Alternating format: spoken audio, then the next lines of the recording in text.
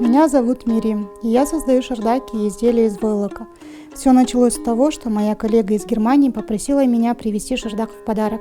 Я хотела найти качественное изделие, но столкнулась с тем, что доступные варианты шардаков по цене мне не подходили, а хорошие стоили слишком дорого.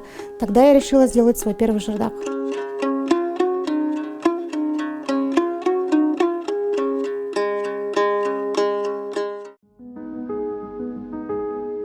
Я пришла в менторство, чтобы поделиться своим опытом и поддержать женщин-предпринимательниц в их нелегком деле, потому что я по себе, как никто другой, знаю, как нелегко женщинам развивать свой бизнес в Кыргызстане. И на моем пути встречалось очень много прекрасных женщин, которые помогали мне и советом, и какой-то помощью, и поддержкой в моем бизнесе.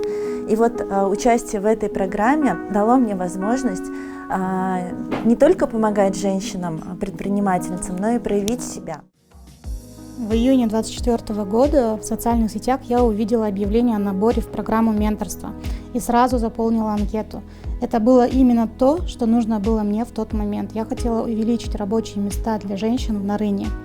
Далее, пройдя собеседование, став участницей менторской программы в качестве менти, я выбрала себе ментора Пархаева Евгению, основателя обувного цеха «Виват Вера» и ательера. Работа с ментором помогла мне переосмыслить мое отношение к бизнесу. Я стала более увереннее в ведении бизнеса, освоила навыки делегирования, расширила ассортимент выпускаемой продукции. Я начала думать над тем, как можно использовать этот войлок для пользы для экологии. Но мы не смогли вышивать их все время вручную, так как это занимало очень много времени. И мы тогда решили приобрести швейно-вышивальную машину. Стоимость была очень высока для нас, и тогда нам помог грант от программы менторства. Я благодарна программе менторства и ментору Евгению за помощь и поддержку. Это помогло улучшить не только мои навыки, но и приобрести уверенность в себе.